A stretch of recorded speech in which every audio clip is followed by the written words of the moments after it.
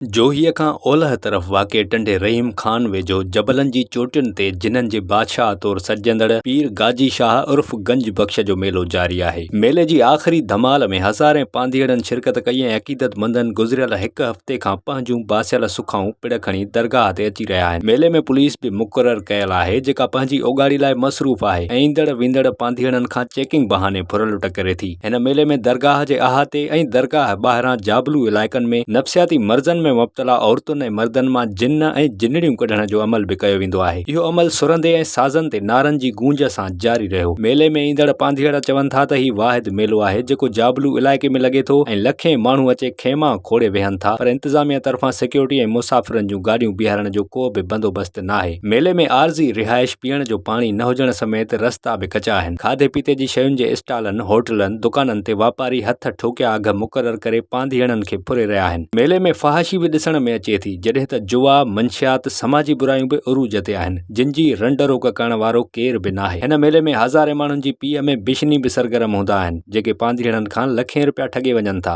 ॿिए पासे मेले में ईंदड़ पांधीअड़ा थिएटर, सर्कस, चिड़ियाघर समेत फनकारनि पारां फन जे मुज़ाहिरे मां लुत्फ़ वठंदा आहिनि। मेले जे हवाले सां इहे बि ॻाल्हियूं कयूं वञनि थियूं त हिते पीर गाजी शाह जी ॾाचीअ जी क़बर बि आहे, जिते माण्हू 7 चकर ॾींदा आहिनि ऐं संदन मुराद पूरी थी वेंदी आहे। पर इहे 7 चकर ॼण सोला न आहिनि, छो त इहे चकर साह रोके ॾियणा पवंदा आहिनि ऐं केतिरा ई माण्हू साह ॿूसाड़जण सबबि इहे चकर पूरा न आहिनि करे सघंदा। सोशल मीडिया ते हिन मेले ते तनक़ीद बि ॾिसण लाइ मिले थी। वापेदारनि जो चवणु आहे त इहे रस्मूं ख़तमु थियणु घुरिजनि ऐं माण्हुनि में शऊर पैदा करण जी ज़रूरत आहे।